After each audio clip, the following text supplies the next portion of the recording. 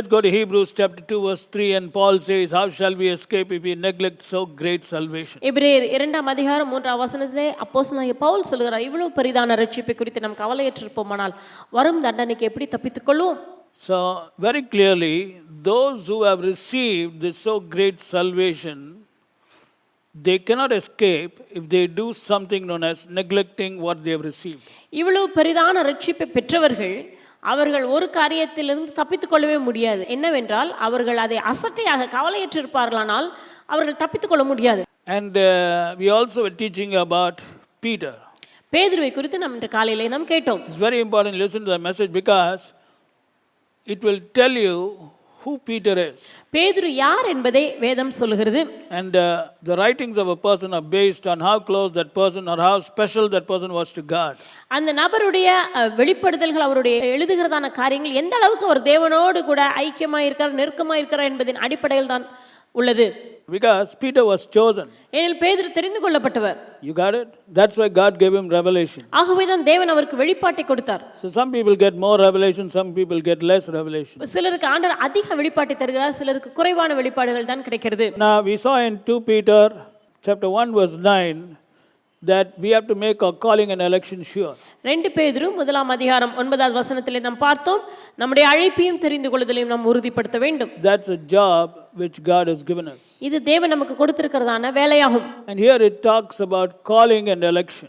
இந்த இடத்திலே நாம் அழைப்பையும் தெரிந்து கொள்ளுதலையும் என்று பார்க்கிறோம். Your calling and your election. உங்களுடைய அழைப்பு, உங்களுடைய தெரிந்து கொள்ளுதல். So what is the meaning of calling? What is the meaning of election? அழைப்பு என்றால் என்ன, தெரிந்து கொள்ளுதல் என்றால் என்ன? When we turn to 1 Peter chapter 1 verse 15, the apostle Peter reveals that he who has called you is God. 1 பேதுரு 1:15 நாம் பார்க்கிறோம், உங்களை அழைத்தவர் தேவன். In other words, he who has called you is holy. The holy means is the holy God. உங்களை அழைத்தவர் பரிசுத்தராய் இருக்கிறார் என்று சொல்லும்போது உங்களை அழைத்தவர் பரிசுத்தராய் இருக்கிறார். So you have been called by God the Father, that's why you have a calling. நீங்கள் பிதாவாகிய தேவனாலே அழைக்கப்பட்டவர்கள், ஆகவே தான் நீங்கள் அழைக்கப்பட்டவர்களாக இருக்கிறீர்கள். So let us understand a little, because it's a big topic. So I'm going to give you some very good information so that you may get an understanding about what is calling and election through the series of messages, because in these messages God's plan is going to be unfolded to you, and if you got to understand that, you have to first of all understand what is calling and what is election. இந்த செய்தியின் மூலமாக அழைப்பு என்றால் என்ன, தெரிந்து கொள்ளுதல் என்றால் என்ன என்பதை நீங்கள் புரிந்து கொள்ளப் போகிறீர்கள். அதை புரிந்து கொண்டாதான் கர்த்தர் உங்களுக்காக வைத்திருக்கும் திட்டம் என்ன என்பதையும் புரிந்து கொள்வீர்கள். Paul reveals that calling is based on foreknowledge. அப்போஸ்தலன் பவுல் சொல்கிறார், இந்த அழைப்பு என்பது முன் அறிவின்படியானது. Go to Romans 8 and verse 29 and verse 30. For whom he did foreknew, he also did predestinate to be conformed to the image of his Son, that he might be the firstborn among many brethren. Verse 30. Moreover, whom he did predestinate, them he also called. And whom he called, them he also justified. And whom he justified, them he also glorified. ரோமர் 8ஆம் அதிகாரம் 30வது வசனத்திலே நாம் பார்க்கிறோம், எவர்களை முன்குறித்தாரோ அவர்களை அழைத்தும் இருக்கிறார், எவர்களை அழைத்தாரோ அவர்களை நீதிமான்களாக்கியும் இருக்கிறார், எவர்களை நீதிமான்களாக்கினாரோ அவர்களை மகிமைப்படுத்தியும் இருக்கிறார். Now Paul very clearly reveals how people became called. எப்படியாக ஜனங்கள் அழைக்கப்படுகிறார்கள் என்பதை பவுல் தெளிவாக சொல்கிறார். Verse 29. Who God did foreknow. 29வது வசனத்திலே தேவன் எவர்களை முன் அறிந்தாரோ. Who God did foreknow. எவர்களை தேவன் முன் அறிந்தாரோ. Now what is the meaning of foreknow? முன் அறிவுதல் என்றால் என்ன? Foreknow means foreknowledge. முன் அறிதல் என்றால் முன்னாகவே அறிவது.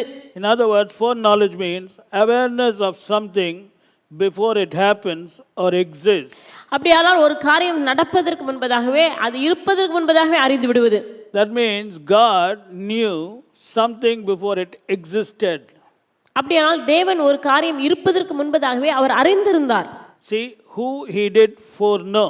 எவர்களை அவர் முன் அறிந்தாரோ. That means foreknowledge is now coming into place. அப்படியானால் இந்த முன் அறிவு என்பது இந்த இடத்திலே வெளிப்படுத்தப்படுகிறது. Whom he did foreknew. தேவன் எவர்களை முன் அறிந்தாரோ. It's talking about a group of people. ஒரு கூட்ட ஜனங்களை குறித்து வேதம் சொல்கிறது. He also did predestinate. அவர்களை தேவன் முன் குறித்திருக்கிறார். See, look at this. Foreknowledge, the group which God foreknew, the same group he did predestinate. எந்த கூட்டத்தை, எந்த ஜனங்களை, எவர்களை தேவன் முன் அறிந்தாரோ அதே நபர்களை தேவன் முன் குறித்தும் இருக்கிறார். That means all others are not in this group. அப்படியானால் மற்றவர்கள் யாரும் இந்த கூட்டத்தில் இல்லை. Moreover, whom he did predestinate, them he also called. 30வது வசனத்திலே பார்க்கிறோம், எவர்களை முன் குறித்தாரோ அவர்களை அழைத்தும் இருக்கிறார். Now you can understand how the calling comes. இப்போ உங்களுக்கு நீங்கள் புரிந்து கொள்வீர்கள் எப்படி அழைப்பு என்பது வருகிறது. From foreknowledge, predestination, from predestination, called.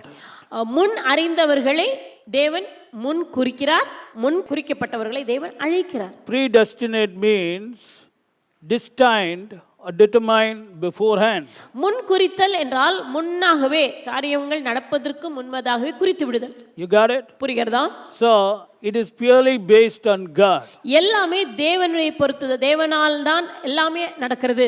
God's foreknowledge. தேவனுடைய முன் அறிவின்படி. You got to listen to the message very slowly. I'm not going to go fast. It's very, very important because today there are a lot of believers, they don't know exactly who they are.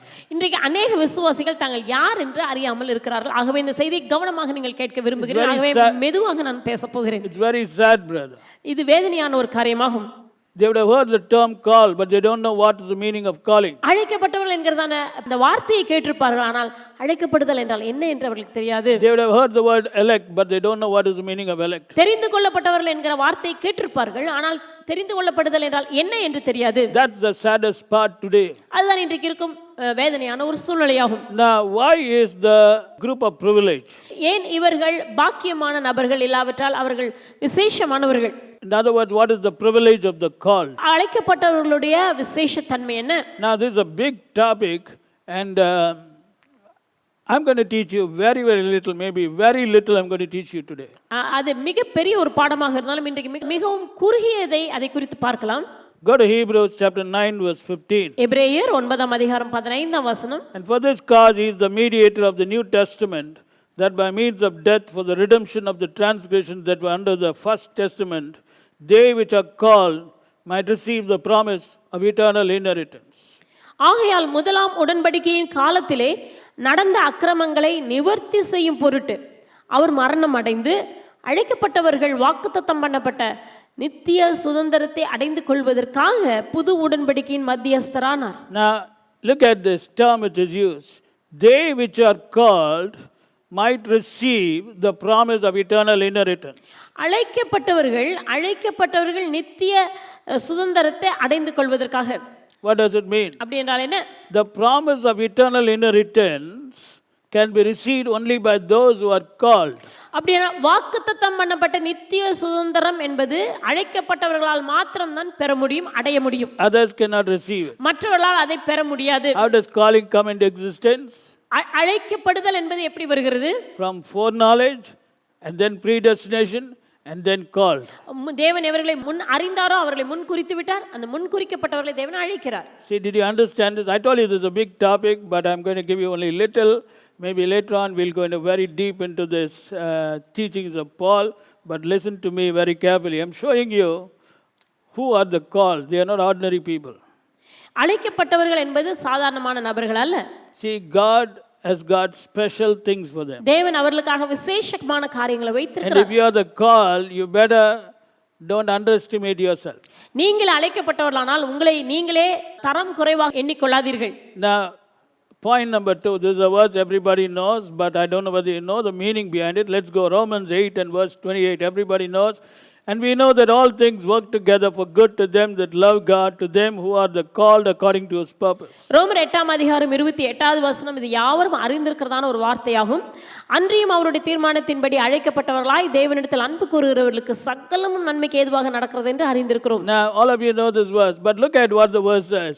And we know that all things work together for good, not to all men, but to them who are the called.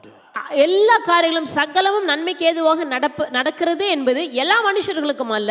வசனத்தில் சொல்லப்பட்டதான அந்த வார்த்தையை கவனிப்போம்.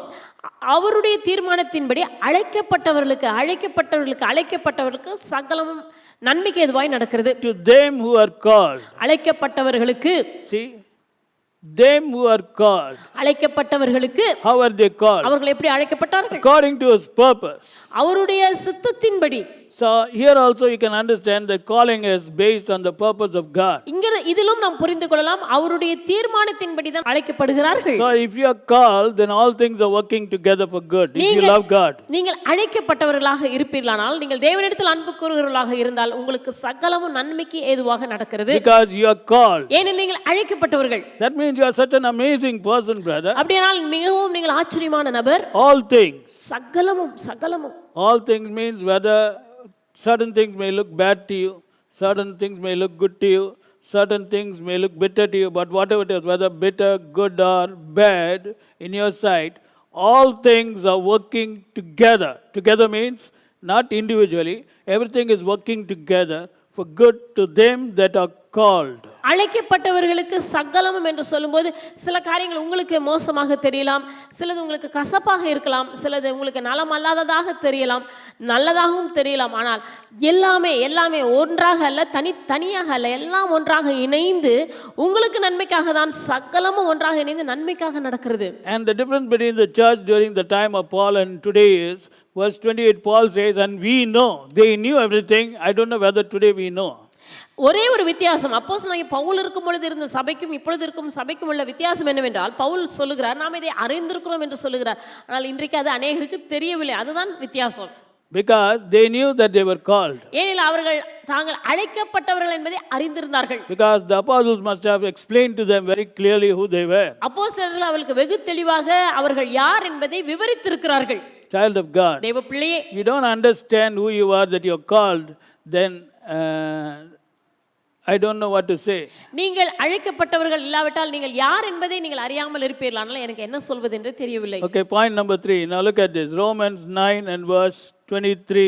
And that he might make known the riches of his glory on the vessels of mercy which he had afore prepared unto glory. ரோமர் 9ஆம் அதிகாரம் 23ஆம் வசனம், தாம் மகிமைக்காக எத்தனமாக்கின கிருபா பாத்திரங்கள் மேல் தம்முடைய மகிமையின் ஐஸ்வரியத்தை தெரியப்படுத்தவும் சித்தமாய். Okay, look at this. The Bible here is talking about the riches of his glory. இந்த இடத்துல வெகு தெளிவாக வேதம் சொல்லுகிறது அவருடைய ஐஸ்வரியமான மகிமையின் ஐஸ்வரியம். All of you know the term riches of his glory. Philippians 4 verse 19, my God shall supply all your need according to his riches in glory. பிலிப்பியர் 4ஆம் அதிகாரம் 19ஆவது வசனம் நம்ம எல்லாருக்கும் தெரிந்ததான ஒன்று, அவருடைய மகிமையின் ஐஸ்வரியத்தின்படியே. You have heard of the term riches of his glory. மகிமையின் ஐஸ்வரியம் என்கிறதான இந்த வார்த்தையை நீங்கள் முன்னமே கேட்டிருப்பீர்கள். But do you know that you have to know about it? ஆனால் அந்த மகிமையின் ஐஸ்வரியத்தை நீங்கள் அறிய வேண்டும் என்பது உங்களுக்கு தெரியுமா? And the will of the Father is that he might make known the riches of his glory on the vessels of mercy. பிதாவாகிய தேவனுடைய விருப்பம் என்னவென்றால், அந்த மகிமையின் ஐஸ்வரியத்தை தேவன் தெரிய பண்ண விரும்புகிறார். யாருக்கு என்றால் கிருபா பாத்திரங்களின் மேல். That means in this world there are a group of people who are today called as vessels of mercy. அப்படினா இந்த உலகத்திலே ஒரு கூட்ட நபர்கள் இருக்கிறார்கள், அவர்களுடைய பெயர் என்னவென்றால் கிருபா பாத்திரங்கள். The person who prepares the vessel decides who will be the vessel of mercy. அந்த பாத்திரத்தை உருவாக்குகிறதான நபர் தான் அதை தீர்மானிக்கிறார் யார் அந்த கிருபா பாத்திரங்கள் என்று. And the Bible says these vessels of mercy had afore been prepared by God unto glory.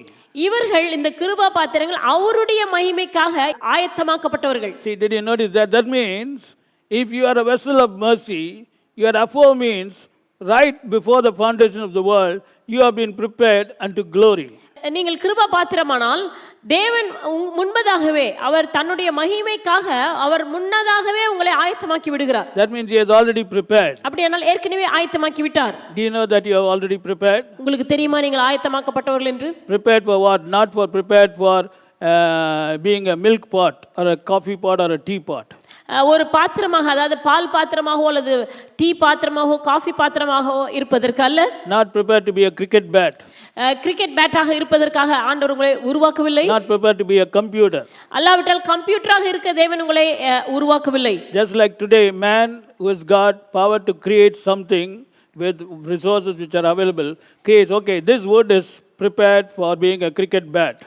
மனுஷன் ஒரு நோக்கத்தோடு உருவாக்குகிறான். இந்த மரத்துண்டை கிரிக்கெட் பேட்டாக அதை உருவாக்க வேண்டும் என்ற நோக்கத்தோடு அதை ஆயத்தப்படுத்துகிறான். அதற்காக அதை உருவாக்குகிறான். And the same man may take another piece of wood, the carpenter, and make it for something else.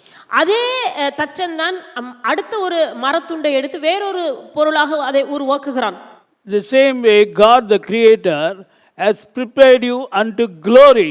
அதே போல சிருஷ்டிகர்த்தராகிய தேவன் உங்களை மகிமைக்காக ஆயத்தப்படுத்தி இருக்கிறார். And he is giving you a name, vessels of mercy. ஆண்டவர் உங்களுக்கு ஒரு பெயரையும் தருகிறார், கிருபா பாத்திரங்கள் என்று. Brother, have you heard of this name, vessel of mercy? I am a vessel of mercy. இந்த பெயர் உங்களுக்கு தெரியுமா? நான் கிருபா பாத்திரன், நான் ஒரு கிருபா பாத்திரன். இந்த பெயர் உங்களுக்கு தெரியுமா? Do you know who you are? நீங்கள் யார் தெரியுமா? Brother, vessel of mercy, if you understand, no devil, no power on earth can touch you. நீங்கள் கிருபா பாத்திரங்கள். நீங்கள் புரிந்து கொள்வீர்களானால் எந்த சத்துருவின் வல்லமையும் எந்த உலகத்தில் கிரியை செய்கிற வல்லமையும் உங்களை தொட முடியாது. You have been prepared. நீங்கள் ஆயத்தமாக்கப்பட்டவர்கள். Vessels of mercy which he had afore prepared. மகிமைக்காக எத்தனமாக்கின என்றால் ஆயத்தமாக்கினதான கிருபா பாத்திரங்கள் நீங்கள். And those who he had already prepared as vessels of mercy, his plan is he might make known the riches of his glory unto these vessels of mercy. அவர் ஏற்கனவே கிருபா பாத்திரங்களுக்காக மேல் தன்னுடைய மகிமையின் ஐஸ்வரியத்தை தெரியப்படுத்துவதற்காக. Amazing, no? எவ்வளவு ஆச்சரியமான காரியம் இது. Have you got the revelation about the riches of his glory? இப்போ உங்களுக்கு புரியுதா தேவனுடைய மகிமையின் ஐஸ்வரியம்? இல்ல பெற்றுக்கொண்டீங்களா? அந்த மகிமையின் ஐஸ்வரியத்தை பெற்றுக்கொண்டீர்களா? இல்ல அந்த மகிமையின் ஐஸ்வரியத்தோட அறிவை பெற்றுக்கொண்டீங்களா? மகிமையின் ஐஸ்வரியத்தினுடைய அறிவை பெற்றுக்கொண்டீர்களா? I heard the term, Pastor, but I don't know what it means. Pastor, எனக்கு இந்த வார்த்தையை நான் படிச்சிருக்கிறேன், தெரியும் எனக்கு, ஆனா அதோட அர்த்தம் தெரியாது. Very sad, brother. Very, very sad. மிகவும் மிகவும் ஒரு வேதனையான ஒரு காரியம். You are a vessel of mercy and you don't know who you are. நீங்கள் கிருபா பாத்திரமா இருக்கிறீர்கள், ஆனால் நீங்கள் யார் என்று அறியாமல் வாழ்கிறீர்களே. Now, who are these vessels of mercy? Verse 24, even us whom he hath called, not only of the Jews but also of the Gentiles. யார் இந்த கிருபா பாத்திரங்கள்? 24ஆம் வசனம், அவர் யூதரிலிருந்து மாத்திரமல்ல புற ஜாதிகளிலும் இருந்து நம்மை அழைத்திருக்கிறார். See very clearly, the vessels of mercy is us whom he hath called. Kripa பாத்திரங்கள் யார் என்றால் வெகு தெளிவாக தெரிகிறது, நாம் தான். ஏனெனில் யாரை அழைத்தாரோ அவர்கள் தான் கிருபா பாத்திரங்கள். That's what Paul is telling. அப்படிதான் பவுல் கூறுகிறார். Even us whom he hath called, you are the vessels of mercy. நம்மை அழைத்திருக்கிறாரே, நாம் தான் அந்த கிருபா பாத்திரங்கள். And he says not only of the Jews but of the Gentiles. யூதரிலிருந்து மாத்திரமல்ல புற ஜாதியாரிலிருந்தும் அவர்களை தெரிந்திருக்கிறார். To the child of God. தேவ பிள்ளையே, See, now you understand the importance of called. இப்போ உங்களுக்கு புரிகிறதா? அழைக்கப்படுதல், அழைப்பு என்றால் அதனுடைய முக்கியத்துவம் விளங்குகிறதா? Only those who are called can be a vessel of mercy. அழைக்கப்பட்டவர்கள் மாத்திரம்தான் கிருபா பாத்திரங்களாக இருக்க முடியும். Only those who are called have already been prepared afore, not now, afore for his glory.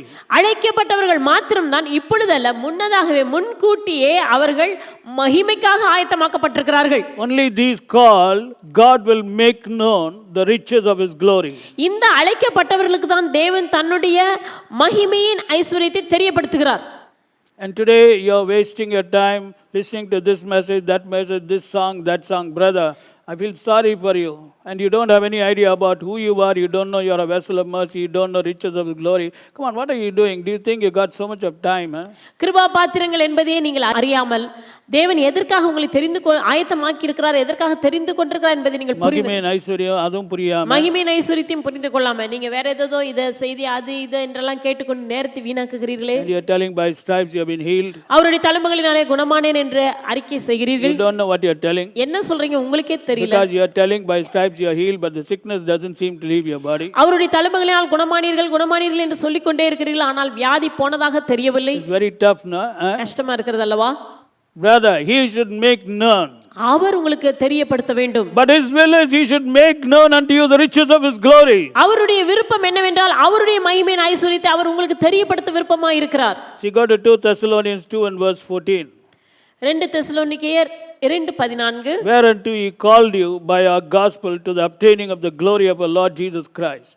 எங்களுடைய சுவிசேஷத்தினாலே அந்த ரட்சிப்புக்கு உங்களை அவர் அழைத்தார். See, very clearly again and again the Bible says that you were called. திரும்பவும் வேதம் சொல்கிறது நீங்கள் அழைக்கப்பட்டவர்கள். By our gospel means when Paul preached, you were called.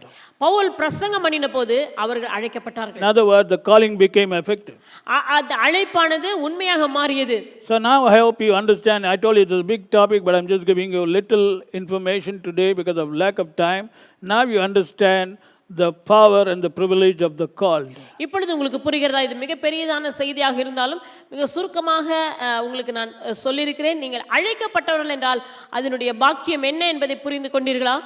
Don't forget you are special in the sight of God. தேவனுடைய பார்வையில் நீங்கள் விசேஷமானவர்கள் என்பதை மறந்து விடாதீர்கள். Once you understand you are special in the sight of God, you'll find that man will begin to treat you specially. தேவனுடைய பார்வையில் நீங்கள் விசேஷமானவர்கள் என்பதை நீங்கள் புரிந்து கொள்வீர்களானால் மனிதன் உங்களை விசேஷமாக நடத்த ஆரம்பிப்பான். Jesus Christ go in favor with God and with man. இயேசு கிறிஸ்து தேவனிடத்திலும் மனுஷனிடத்திலும் தயவு பெற்றிருந்தார். First favor with God and then only favor with man. முதலாவது தேவனிடத்திலே தயவு, அடுத்தது மனுஷனிடத்திலும் தயவு. So please understand this, because if you don't understand, faith will not operate, and naturally you will find that even man will not treat you with favor. இதை நீங்கள் புரிந்து கொள்ளாவிட்டால் விசுவாசம் கிரியை செய்யாது. அதன் விளைவாக மனுஷன் உங்களுக்கு தயவு காட்ட மாட்டான். And you will be wasting your status which God has already given to you, vessel of mercy. ஏற்கனவே தேவன் உங்களுக்கு கொடுத்திருக்கிறதான அந்தஸ்தாகிய கிருபா பாத்திரம் என்கிறதான அந்த அந்தஸ்தினுடைய பாக்கியங்களை நீங்கள் வீணாக்கி கொண்டிருப்பீர்கள். Secondly, Peter calls calling and election. Secondly, he calls you as the elect. இரண்டாவதாக பேதுரு சொல்லுகிறார், நீங்கள் தெரிந்து கொள்ளப்பட்டவர்கள். That's why he said calling, your calling and your election. ஆகவேதான் பேதுரு எழுதும்போது உங்கள் அழைப்பையும் உங்கள் தெரிந்து கொள்ளுதலையும் நீங்கள் உறுதிப்படுத்துங்கள். Go to 1 Peter chapter 1 verse 2. 1 பேதுரு முதலாம் அதிகாரம் 2ஆம் வசனம். Elect according to the foreknowledge of God the Father. பிதாவாகிய தேவனுடைய முன்னறிவின் படியே தெரிந்து கொள்ளப்பட்டவர்களுக்கு. See, look at this. Peter is using the term to the special people, those who are called, and he is using the term, he is saying elect. தெரிந்து கொள்ளப்பட்டவர்கள், அதாவது அழைக்கப்பட்டவர்கள். அந்த இடத்துல அவர் சொல்ல பிதாவாகிய தேவனுடைய முன்ன அறிவின்படியே தெரிந்து கொள்ளப்பட்டவர்கள் என்று பேதுரு சொல்லுகிறார். So how are they elect? எப்படியாக அவர்கள் தெரிந்து கொள்ளப்பட்டார்கள்? According to the foreknowledge of God the Father. பிதாவாகிய தேவனுடைய முன் அறிவின்படியே. So Paul says calling is according to foreknowledge. Peter says election is also according to foreknowledge. அப்போஸ்தலனாகிய பவுல் சொல்கிறார் அழைக்கப்படுதல் தேவனுடைய முன்னறிவின்படி என்று பவுல் கூறுகிறார். இந்த இடத்துல பேதுரு சொல்கிறார் தெரிந்து கொள்ளப்படுதலும் அவருடைய முன்னறிவின்படியே. So remember, calling, election, both are different. You got it? ஆகவே புரிகிறதா உங்களுக்கு? அழைப்பு, தெரிந்து கொள்ளுதல் இரண்டும் வித்தியாசமானது. But both are a result of foreknowledge. அவை இரண்டுமே தேவனுடைய முன்னறிவின்படி தான் நடக்கிறது. What is foreknowledge? Awareness.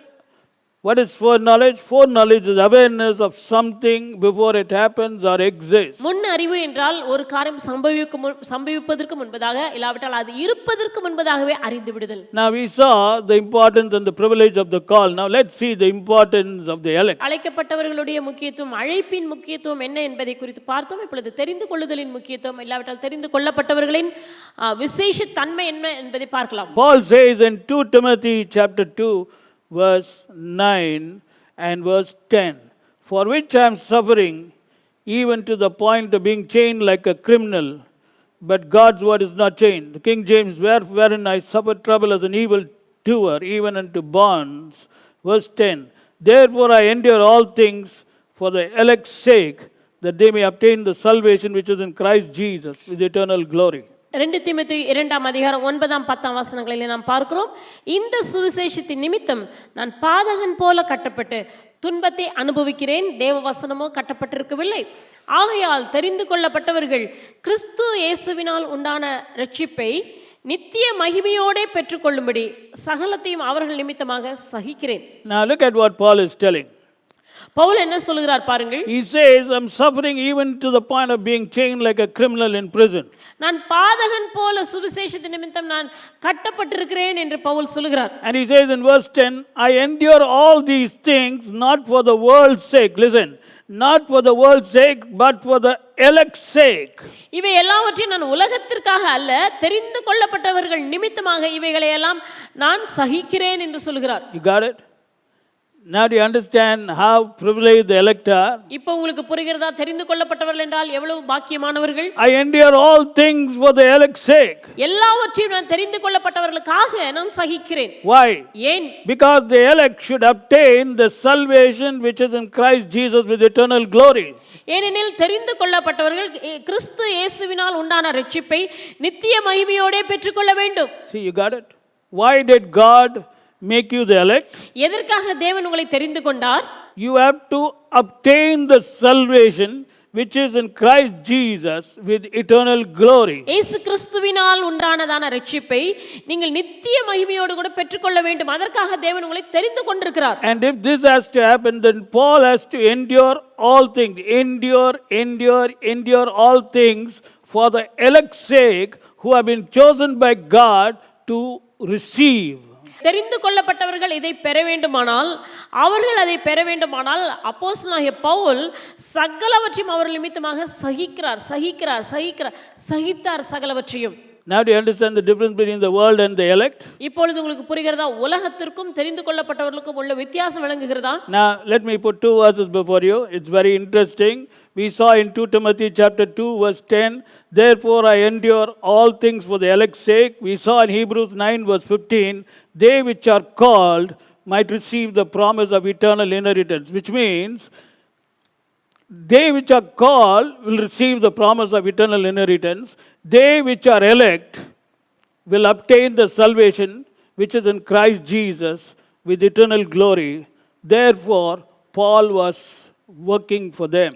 இரண்டு முக்கியமான வசனத்தை உங்களுக்கு முன்பதாக நான் வைக்கிறேன். ஒன்று எபிரேயர் 9ஆம் அதிகாரம் 15வது வசனத்தில் நாம் பார்த்தோம், அழைக்கப்பட்டவர்கள் நிமித்தமாக, அழைக்கப்பட்டவர்கள் வாக்குத்தத்தம் பண்ணப்பட்ட நித்திய சுதந்திரத்தை அடைந்து கொள்வதற்காக என்று நாம் முதலாவது நாம் பார்த்தோம். அழைக்கப்பட்டவர்கள் வாக்குத்தத்தம் பண்ணப்பட்ட நித்திய சுதந்திரத்தை அடைய வேண்டும். அடுத்ததாக 2 தீமோத்தேயு 2ஆம் அதிகாரம் 10வது வசனத்திலே பார்க்கிறோம், கிறிஸ்து இயேசுவினால் உண்டான இரட்சிப்பை நித்திய மகிமையோடு கூட தெரிந்து கொள்ளப்பட்டவர்கள் அதை அவர்கள் பெற வேண்டும். இரண்டுமே பெறுவதற்காக. Therefore Paul is enduring. ஆகவே Pavul சகித்தார். He is enduring for the elect's sake. தெரிந்து கொள்ளப்பட்டவர்கள் நிமித்தமாக அவர் எல்லாவற்றையும் அவர் சகித்துக் கொண்டார். Who are you? நீங்கள் யார்? Elect. நீங்கள் தெரிந்து கொள்ளப்பட்டவர்கள். Who are you? நீங்கள் யார்? Called. நீங்கள் அழைக்கப்பட்டவர்கள். Don't you think you are special? நீங்கள் விசேஷமானவர்கள் அல்லவா? Special people get special privileges. விசேஷமானவர்களுக்கு விசேஷ சலுகைகள் உண்டு. From the person who made them special. அவர்களை யார் விசேஷமாக்கினாரோ அவரிடத்திலிருந்து அவர்களுக்கு சலுகைகள் கிடைக்கிறது. That means you can walk in divine favor all the days of your life. அப்படியானால் உயிரோடு இருக்கும் நாளெல்லாம் நீங்கள் தெய்வீக தயவிலே நீங்கள் நடந்து கொள்ள முடியும், வாழ முடியும். Like psalmist David, you can say, surely goodness and mercy shall follow me all the days of my life. சங்கீதக்காரனாகிய தாவீது சொன்னது போல, நிச்சயமாகவே ஜீவனுள்ள நாளெல்லாம் நன்மையும் கிருபையும் என்னை தொடரும் என்று உங்களால் அப்படிப்பட்ட ஒரு வாழ்க்கை வாழ முடியும். Provided you know these truths. இந்த சத்தியங்களை நீங்கள் அறிந்து கொள்வீர்களானால். Otherwise you will be thinking, oh, I am such an ordinary person, a weak person. No, my father is only a beggar. My father is only a debtor. I didn't have proper education. This is how today people are thinking. Brother, that's very, very sad. You don't understand the power of God's love. He has made you the elect. He has made you the called. And you are a vessel of mercy. You are here to receive what God wants you to receive. நீங்கள் இதை புரிந்து கொள்ளாவிட்டால் நீங்கள் உங்களை குறித்து மிகவும் தரம் குறைவாக எண்ணிக்கொண்டிருப்பீர்கள். நான் ஒரு சாதாரணமான மனுஷன், எனக்கு எதுவுமே கிடையாது, நான் ஒரு பலவீனமான மனுஷன், எங்கள் அப்பா ஒன்றுமே இல்லாதவர், எதுவுமே இல்லாத, இப்படியாகவே நீங்கள் உங்களை குறித்து எண்ணிக்கொண்டிருப்பீர்கள். அப்படியல்ல, நீங்கள் இதை புரிந்து கொள்ளும் பொழுது, இந்த சத்தியத்தை அறியும் பொழுது, தேவனுடைய அன்பினுடைய மகத்துவத்தை நீங்கள் புரிந்து கொள்வது மாத்திரமல்ல, நீங்கள் எதற்காக அழைக்கப்பட்டவர்கள் என்பதை நீங்கள் புரிந்து கொள்ளும் பொழுது, அவருடைய அன்பினால் நீங்க அழைக்கப்பட்டவர்கள், தெரிந்து கொள்ளப்பட்டவர்களாக மாற்றப்பட்டிருக்கீர்கள். What a great privilege. Okay, now let me show you something more about the privilege of the elect. தெரிந்து கொள்ளப்பட்டவர்களுடைய ஸ்லாக்கியம் என்ன என்பதை குறித்து பார்க்கலாம். Because you can't change God. God moves like this only. தேவனை நீங்கள் மாற்றவே முடியாது. தேவன் இப்படி தான் இயங்குகிறார். If you don't understand, no problem. நீங்க புரிந்து கொள்ளாவிட்டால் பிரச்சனையே இல்லை. I know it's tough topic, no? இது கொஞ்சம் கடினமாக இருக்கிறதல்ல புரிந்து கொள்ள. I'm just giving you only first standard stuff. There's so much, even graduation stuff is there in this particular topic. I'm just giving you very little. It looks tough, but don't worry. Once you learn first standard, then you can go to second standard. Okay, now listen. Go to Romans chapter 9, verse 11 and 12. For the children being not yet born, neither having done any good or evil, that the purpose of God according to election might stand, not of works, but of him that calleth. Verse 12, it was said unto her, the elder shall serve the younger. ரோமர் 9ஆம் அதிகாரம் 11வது வசனம், பிள்ளைகள் இன்னும் பிறவாமலும் நல்வினை தீவினை ஒன்றும் செய்யாமலும் இருக்கையில் தேவனுடைய தெரிந்து கொள்ளுதலின் படி இருக்கிற அவருடைய தீர்மானம் கிரியைகளினாலே நிலைநிற்காமல் அழைக்கிறவராலே நிலை நிற்கும்படிக்கு மூத்தவன் இளையவனுக்கு ஊழியம் செய்வான் என்று அவளுடனே சொல்லப்பட்டது. Okay, Now, what is Paul trying to reveal here? இங்கு பவுல் சொல்வது என்ன? Now, listen to me very carefully. I'm going to present this verse in an understandable form. You have to take both Romans 9, verse 11 and 12, and have your Bibles ready. 9, verse 11 and 12. I'm going to explain to you so that you will understand. This is what Paul is telling. For the children being not yet born, neither having done any good or evil, it was said unto her, the elder shall serve the younger.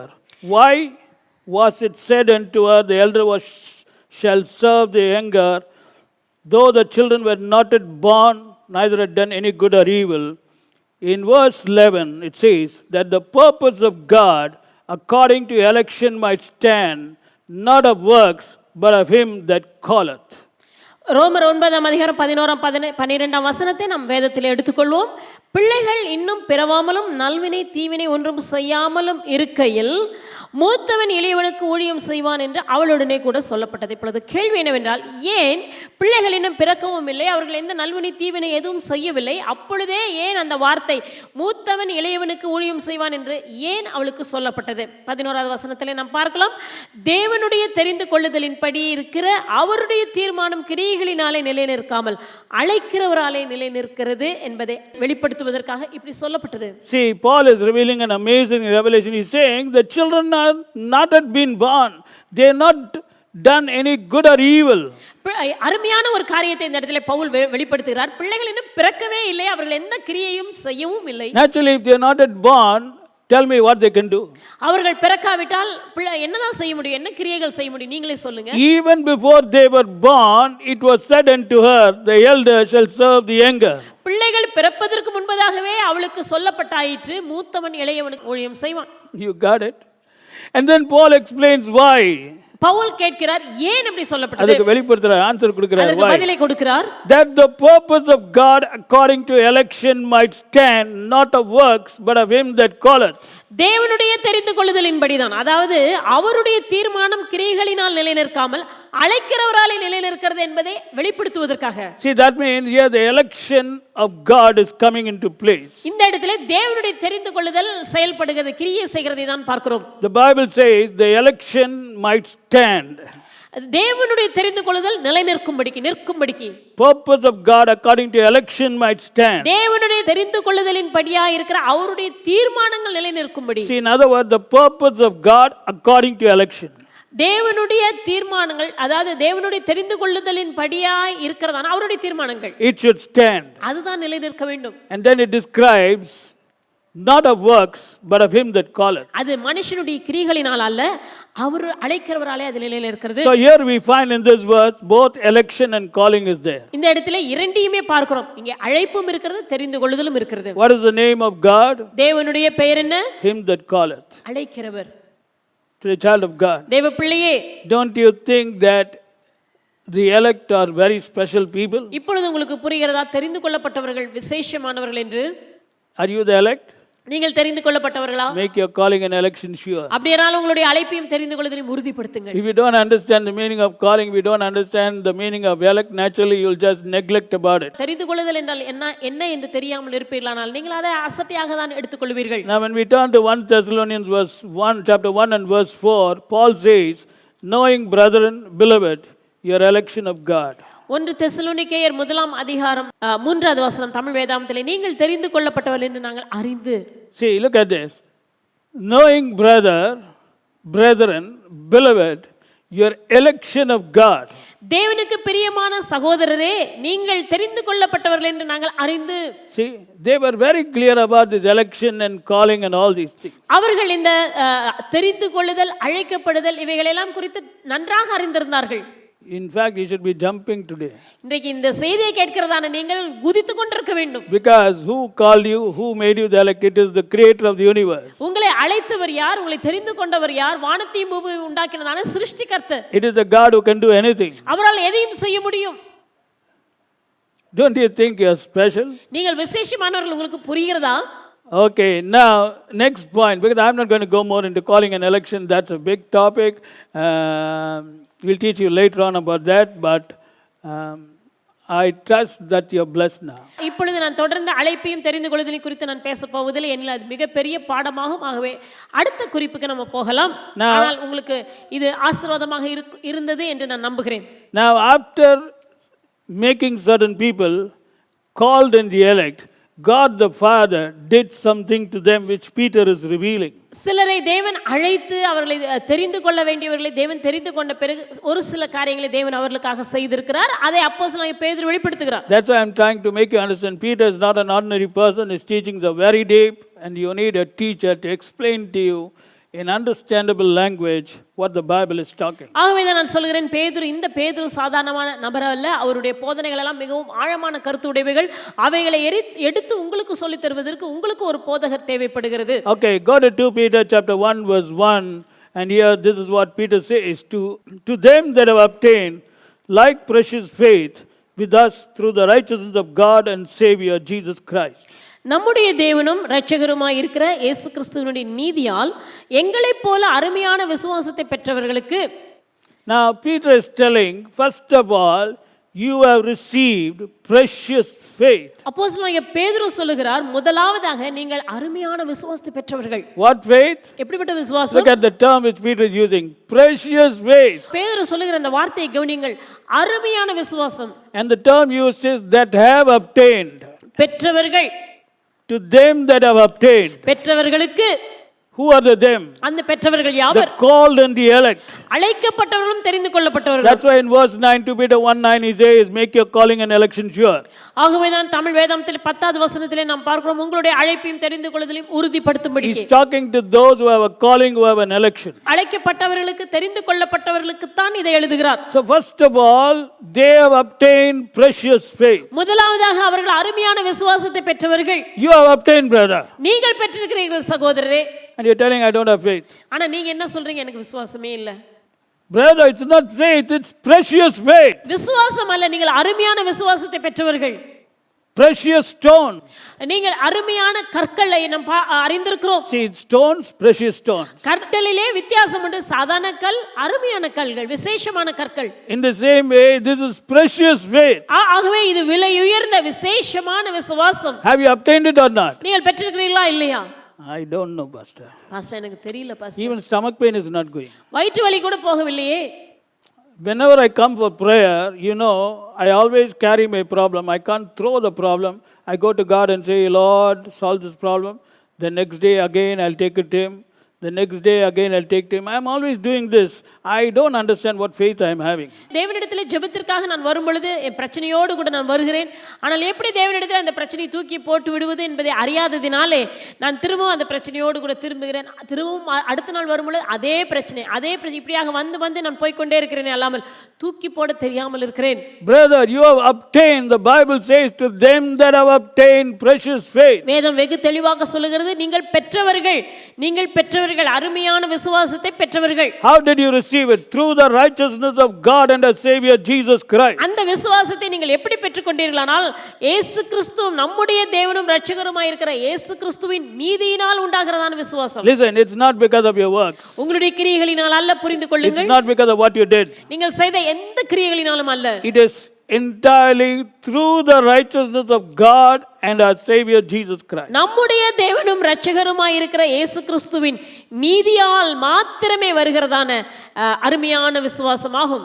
Aren't you happy about the righteousness of God? இப்போ உங்களுக்கு சந்தோஷமாக இருக்கிறதா இயேசு கிறிஸ்துவின் நீதி என்று சொல்லும் பொழுது? Did you know till this time that the righteousness of God gave you precious faith? இயேசு கிறிஸ்துவினுடைய நீதியானது உங்களுக்கு விலையுயர்ந்த அருமையான விசுவாசத்தை தந்திருக்கிறது. Just like it gave Peter. எப்படி பேதுருவுக்கு தந்ததோ அதே போலவே உங்களுக்கும். That's why he's saying like precious faith with us. ஆகவே தான் அவர் சொல்கிறார், எங்களை போன்ற அருமையான விசுவாசத்தை பெற்ற உங்களுக்கு என்று எழுதுகிறார். Brother, what Peter received, that same faith you also received. பேதுரு என்ன விசுவாசத்தை பெற்றிருந்தாரோ அதே விசுவாசத்தை நீங்களும் பெற்றிருக்கிறீர்கள். Because what gives you this faith is the righteousness of God and our Savior Jesus Christ, not your righteousness. இந்த விசுவாசத்தை உங்களுக்கு தருவது உங்களுடைய நீதியின் கிரியைகள் அல்ல, நம்முடைய தேவனும் இரட்சகருமாய் இருக்கிற இயேசு கிறிஸ்துவின் நீதியினாலே வந்ததான This விசுவாசமாகும். is grace in action, excess love, extreme love in action. இதுதான் கிருபையினால் நமக்கு கிடைத்ததான காரியம். தேவனுடைய நம்மேல் வைத்த தேவனுடைய மகா பெரிய அன்பினால் நமக்கு கிடைத்ததான அன்பின் விளைவாகும். If it was based on your works, you cannot receive it. உங்களுடைய கிரியைகளினால் என்றால் நீங்கள் இதை பெறவே முடியாது. Why does he start with like precious faith? Because without faith you can do nothing in this world. ஏன் ஆரம்பிக்கும் பொழுதே அருமையான விசுவாசத்தை பெற்றவர்கள் என்று ஆரம்பிக்கிறார் என்றால் விசுவாசம் இல்லாமல் இந்த உலகத்தில் நாம் ஒன்றும் செய்ய முடியாது. Without faith it's impossible to please God. விசுவாசம் இல்லாமல் தேவனுக்கு பிரியமாய் இருப்பது கூடாத காரியம். Without faith you can't move mountains. விசுவாசம் இல்லாமல் நீங்கள் மலைகளை அசைக்க முடியாது. Prayer of faith will only heal the sick. விசுவாசம் உள்ள ஜெபம் தான் பிணியாளியை குணமாக்கும். Without faith you can't receive answer to prayer. விசுவாசம் இல்லாத ஜெபத்தின் மூலமாக பதிலை பெற முடியாது. Without faith you can't live a holy life. விசுவாசம் இல்லாமல் பரிசுத்த வாழ்க்கை வாழ முடியாது. That is why in verse 1 itself he is talking and telling the believers who they are. He is telling them you already received precious faith, not through your works but through the righteousness of God and the Savior Jesus Christ. ஆகவே தான் எடுத்த உடனேயே முதல் வசனத்திலேயே அப்போஸ்தலனாகிய பேதுரு விசுவாசத்தை குறித்து பேசுகிறார். ஏனெனில் விசுவாசிகள் யார் என்று அவர்கள் யார் என்று அவர்களுக்கு அவர் விளங்க பண்ணுகிறார். நம்முடைய தேவனும் இரட்சகருமாய் இருக்கிற இயேசு கிறிஸ்துவின் நீதியினால் விலையேற பெற்ற விசேஷமான அருமையான விசுவாசத்தை அவர்கள் பெற்றவர்கள். Only the called and the elect. அழைக்கப்பட்டவர்களும் தெரிந்து கொள்ளப்பட்டவர்களும் மாத்திரம்தான். Others cannot receive it. மற்றவர்களால் அதை பெற்றுக்கொள்ளவும் முடியாது. Secondly, what did he receive? இரண்டாவதாக நீங்கள் என்ன பெற்றீர்கள்? 2 Peter chapter 1 verse 3, according as his divine power hath given unto us all things that pertain unto life and godliness, to the knowledge of him that has called us to glory and virtue. மூன்றாவது வசனம், தம்முடைய மகிமையினாலும் காருண்யத்தினாலும் நம்மை அழைத்தவரை அறிகிற அறிவினாலே ஜீவனுக்கும் தேவபக்திக்கு வேண்டிய யாவற்றையும் அவருடைய திவ்ய வல்லமையானது நமக்கு தந்தருளி இருக்கிறது. Now secondly, the elect and called have received all things that pertain unto life and godliness. இரண்டாவதாக இந்த அழைக்கப்பட்டவர்களும் தெரிந்து கொள்ளப்பட்டவர்களும் சகலவற்றையும் யாவற்றையும் என்று சொல்லும் பொழுது இந்த ஜீவனத்துக்குரியவைகளும் தேவபக்திக்குரியதான யாவற்றையும் பெற்றிருக்கிறார்கள். Actually you can receive because it has been given unto you. அதை நீங்கள் பெற முடியும் ஏனெனில் அது உங்களுக்கு கொடுக்கப்பட்டிருக்கிறது. First faith was given unto you. முதலாவது உங்களுக்கு அருமையான விசுவாசம் கொடுக்கப்பட்டுள்ளது. Now all things pertaining into life and godliness have been given unto you. இரண்டாவதாக ஜீவனுக்கும் தேவபக்திக்கும் உரிய சகலமும் யாவற்றையும் தேவன் உங்களுக்கு தந்துவிட்டார். What gave you that precious faith? It was the righteousness of God and the Savior Jesus Christ. Now what gave you all things pertaining unto life and godliness? It was the divine power or the power of God. அருமையான விசுவாசத்தை உங்களுக்கு தந்தது என்ன? நம்முடைய தேவனும் இரட்சகருமாய் இருக்கிற இயேசு கிறிஸ்துவின் நீதியினாலே நீங்கள் அந்த அருமையான விசுவாசத்தை பெற்றீர்கள். அடுத்ததாக ஜீவனுக்கும் தேவபக்திக்கும் உள்ளதான வேண்டிய யாவற்றையும் நீங்கள் எப்படி பெற்றீர்கள்? அவருடைய திவ்ய வல்லமையினாலே நீங்கள் அவரை பெற்றிருக்கிறீர்கள். Divine power means power of God. திவ்ய வல்லமை என்றால் தேவனுடைய வல்லமை. That means righteousness of God gave you something, power of God gave you something. அப்படியானால் தேவனுடைய நீதி உங்களுக்கு ஒன்றை கொடுத்திருக்கிறது, தேவனுடைய வல்லமை உங்களுக்கு ஒன்றை தந்திருக்கிறது. And what are you doing? Simply sitting as if you don't have anything. ஒன்றுமில்லாதவர்களைப் போல ஏன் அமைதலாய் இருக்கிறீர்கள்? Very sad, brother. இது வேதனையாக Find இருக்கிறது. out whether you're really pleasing God. தேவனுக்கு பிரியமாக தான் நீங்கள் நடக்கிறீர்களா? Because all things pertaining unto life and godliness have been given unto you. ஏனெனில் ஜீவனுக்கும் தேவபக்திக்கும் வேண்டிய யாவற்றையும் அவருடைய திவ்ய வல்லமையானது நமக்கு தந்து விட்டது. It's your job to appropriate it and use it. அதை எடுத்துக்கொண்டு உங்களுடைய வாழ்க்கையில் அபியாசப்படுத்துவது, நடைமுறையாக்குவது உங்களுடைய வேலையாகும். Now today we find that some Christians are struggling with sin. Some are struggling with spiritual weakness. சில விசுவாசிகளை பார்க்கும் பொழுது பாவத்தினாலே அவர்கள் பாவத்தோடு கூட கஷ்டப்பட்டு கொண்டிருக்கிறார்கள். இன்னும் சில விசுவாசிகள் ஆவிக்குரிய பலவீனத்தினால் கஷ்டப்படுகிறார்கள். Some are very often failing in temptation. இன்னும் சிலர் சோதனைக்கு இடம் கொடுத்து தவிக்கிறார்கள். They think I'm a human being, I'm natural, I can't live like this. நான் ஒரு மனுஷன் தானே, நான் இந்த இயற்கையான இந்த உலகத்தில் என்னால் சாதாரணமாக தான் இருக்க முடியும், என்னால் இப்படி வாழ முடியவில்லை என்று தாங்களே மட்டுப்படுத்திக் கொள்கிறார்கள். Some sons of God, the elect and the called, they are even not able to pray even for 1 hour. சில தேவ பிள்ளைகள் தான் அழைக்கப்பட்டவர்கள், தெரிந்து கொள்ளப்பட்டவர்கள், 1 மணி நேரம் கூட ஜெபிக்க முடியாதவர்களாக இருக்கிறார்கள். What did I say? 1 hour? நான் என்ன சொன்னேன்? 1 மணி நேரம் or 15 minutes? இல்லைன்னா 15 நிமிஷமா? Some are unable to pray with concentration even for 15 minutes. சிலரால் 15 நிமிடங்கள் கூட மனதை ஒருமுகப்படுத்தி கவனம் செலுத்தி ஜெபிக்க முடியாதவர்களாக இருக்கிறார்கள். Only when they begin to pray all the thoughts will come. ஜெபிக்க ஆரம்பித்தவுடன் தான் எல்லா எண்ணங்களும் வரும். Some are unable to read the word or even understand the word. சிலரால் தேவனுடைய வார்த்தையை வாசிக்க முடியவில்லை, புரிந்து கொள்ள முடியவில்லை. Some are very often struggling with the pressures of day-to-day life. இன்னும் சிலர் வாழ்க்கையின் அனுதின போராட்டங்களோடு, வாழ்க்கையின் அழுத்தங்களோடு போராடி தவித்துக் கொண்டிருக்கிறார்கள். Some are unable to sleep properly because they are getting disturbed in the sleep through disturbing dreams. இன்னும் சிலர் தொந்தரவுப்படுத்தக்கூடிய சொப்பனங்கள், கனவுகள் வருகிறதுனாலே சரியாக தூங்க முடியாமல் கஷ்டப்படுகிறார்கள். And I need not tell you, you can understand what are the problems today people are going through. இன்னும் என்னென்ன பிரச்சனைகள் ஜனங்களுக்கு இருக்கிறது என்பதை குறித்து நான் உங்களுக்கு சொல்லவே தேவையில்லை, அறிந்திருக்கிறீர்கள். I'm talking about the elect and the called. நான் அழைக்கப்பட்டவர்களை குறித்தும் தெரிந்து கொள்ளப்பட்டவர்களை குறித்து பேசுகிறேன். The question is, are these people missing something? என்னுடைய கேள்வி என்னவென்றால், இவர்கள் ஏதோ ஒன்றை இழந்திருக்கிறார்களா? Or have they been left unequipped by God? இல்லாவிட்டால் தேவனாலே அவர்களுக்கு கொடுக்க வேண்டிய எல்லாவற்றையும் தேவன் கொடுக்காமல் விட்டு விட்டாரா? Or is God expecting them to do something which they cannot do? இல்லாவிட்டால் தேவன் அவர்களால் முடியாத ஒன்றை செய்யும்படி எதிர்பார்க்கிறாரா? What have we not been given to live a godly life, a spiritual life? Tell me.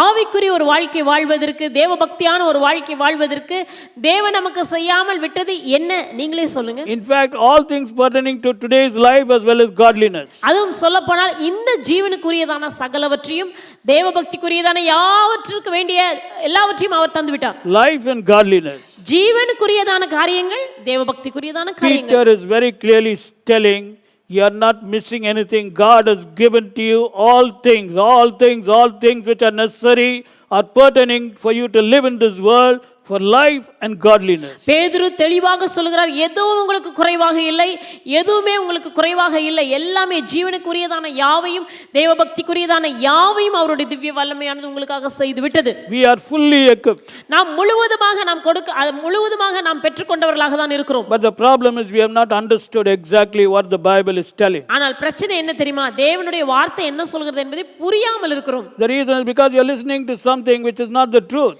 ஏனெனில் சத்தியம் அல்லாத சில காரியங்களை நீங்கள் கேட்டுக்கொண்டிருக்கிறீர்கள். Or maybe you are listening to milk teaching. இல்லாவிட்டால் பால் போன்றதான உணவை நீங்கள் எடுத்துக்கொண்டிருக்கிறீர்கள். And you think that is the teaching. அதுதான் போதனை என்று எண்ணிக்கொண்டிருக்கிறீர்கள். Milk teaching will make you babes in Christ. பால் போன்றதான போதனைகள் உங்களை குழந்தையாகவே கிறிஸ்துவுக்குள் வைத்திருக்கும். See, the Bible talks about babes in Christ. வேதாகமமானது கிறிஸ்துவுக்குள் குழந்தைகள் என்று ஒரு கூட்டத்தாரை குறித்து பேசுகிறது. And the Bible talks about young men and fathers. அதே நேரத்திலே வாலிபர்கள், பிதாக்கள் என்று அடுத்த கூட்டங்களை குறித்தும் பேசுகிறது. So all the lifetime you want to be babe in Christ. ஆகவே வாழ்நாள் முழுவதும் குழந்தைகளாகவே இருக்க விரும்புகிறீர்களா? Now listen, how were we equipped? It did not happen naturally.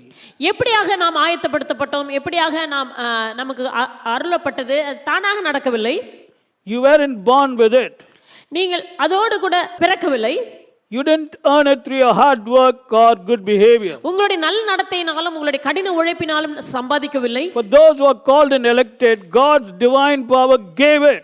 தேவனுடைய திவ்ய வல்லமையினாலே தேவன் அதை உங்களுக்கு தந்திருக்கிறார். Like salvation, all this becomes us when we come to know God through faith in Christ. ரட்சிப்பை போலவே நாம் தேவனை அறிந்து கொள்வதற்காக நாம் வரும்பொழுது, தேவனை அறியும் பொழுது இவையெல்லாம் நமக்கு தெரிய வருகிறது. Go to 2 Peter 1:3. Look at this. According as his divine power hath given unto us all things that pertain unto life and godliness, through the knowledge of him that has called us to glory and virtue. 2 பேதுரு 1:3 நாம் பார்க்கும், தம்முடைய மகிமையினாலும் காருண்யத்தினாலும் நம்மை அழைத்தவரை அறிகிற அறிவினாலே. You got it? Now listen, I'll explain this to you. Listen very carefully. இதை கவனமாக நான் விவரிக்க போகிறேன். You know what Peter is telling?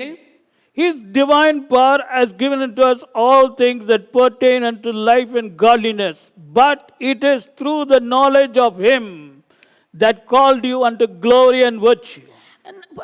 அதாவது நம்ம என்ன புரிந்து கொள்ள வேண்டும் என்றால், அவருடைய திவ்ய வல்லமையினாலே நம்முடைய ஜீவனத்துக்கும் நம்முடைய தேவபக்திக்கு வேண்டிய யாவற்றையும் தேவன் தந்து விட்டார். ஆனால் அது எப்படி நமக்கு நம்முடைய வாழ்க்கையில் அது வருகிறது என்றால், மகிமையினாலும் காரியத்தினாலும் நம்மை அழைத்தவரை அறிகிற அறிவினால் தான் நாம் அதை பெற்றுக்கொள்கிறோம். In other words, Peter says it is knowing God, the source of all life.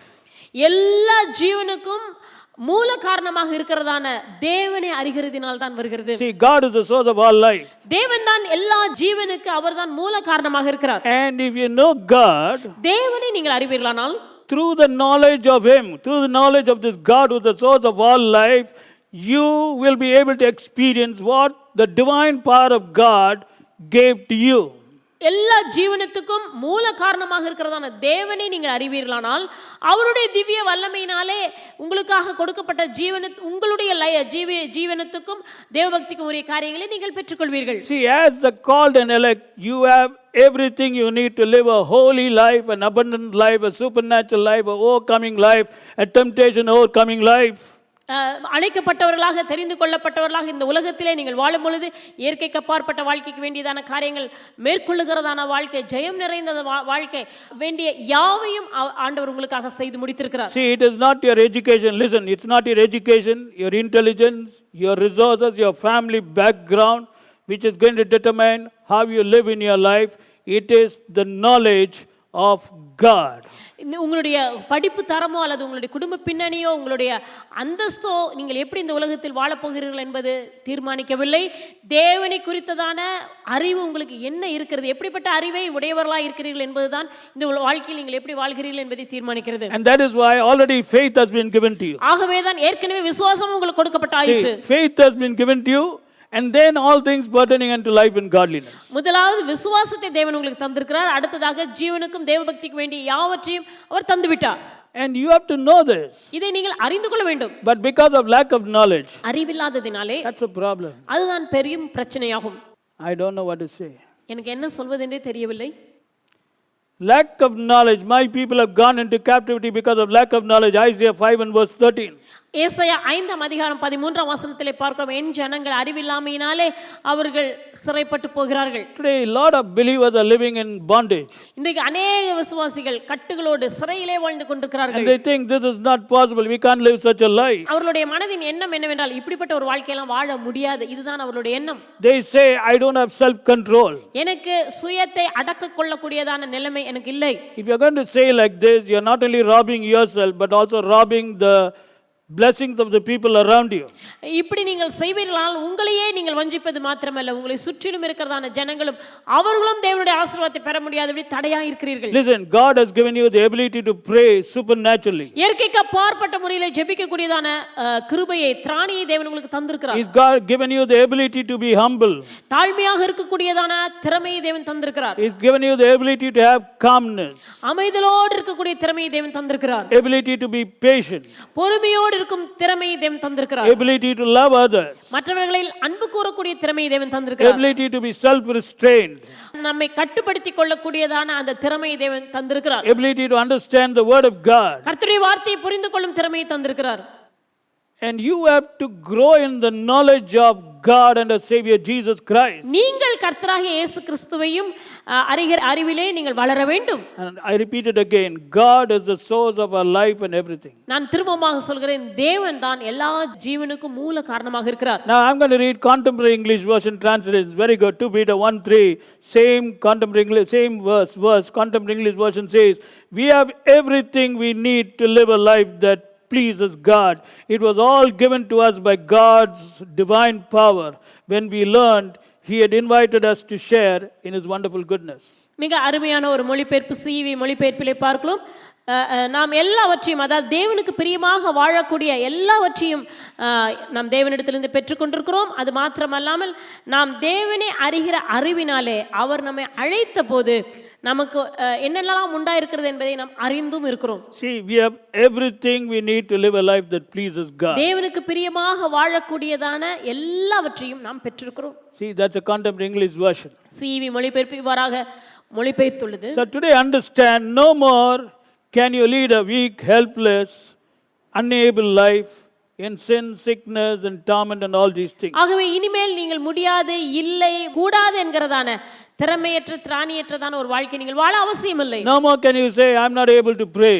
என்னால் ஜெபிக்க முடியவில்லை என்று இனி நீங்கள் சொல்லவே முடியாது. In fact, you should be overflowing with prayer anointing. நீங்கள் சொல்லப்போனால் இன்னும் ஜெபத்திலே நீங்கள் நிரம்பி வழிகிற அபிஷேகத்தோடு இருக்க வேண்டும். No more can you say I'm not able to understand the Bible, I'm not able to read the Bible. வேதத்தை என்னால் வாசிக்க முடியவில்லை, புரிந்து கொள்ள முடியவில்லை என்று நீங்கள் சொல்லவே முடியாது. No more can you say I'm not able to concentrate. என்னால் அதன் மேல் கவனம் செலுத்த முடியவில்லை என்று சொல்லவே முடியாது. No more can you say I'm keeping on yielding to temptation. நான் தொடர்ந்து சோதனைகளுக்கு இடம் கொடுக்கிறேன் என்று நீங்கள் சொல்ல முடியாது. No more can you say, I'm not unable to forgive this person. இந்த நபரை என்னால் மன்னிக்க முடியவில்லை என்றெல்லாம் நீங்கள் சொல்ல முடியாது. All this statement is unacceptable because you have been given everything that pertains to life and godliness. இவையெல்லாம் ஒத்துக்கொள்ள முடியாததான வாக்கியங்களாகும். ஏனெனில் ஜீவனுக்கும் தேவபக்திக்கும் வேண்டிய யாவற்றையும் தேவன் நமக்கு தந்துவிட்டார். So today, child of God, ஆகவே இன்றைக்கு தேவ பிள்ளைகளே, God has been so good to the elect and the called. தேவன் அழைக்கப்பட்டவர்களுக்கும் தெரிந்து கொள்ளப்பட்டவர்களுக்கும் மிகவும் நல்லவராகவே இருக்கிறார். What has he done? First of all, to the elect and the called, he has given them precious faith.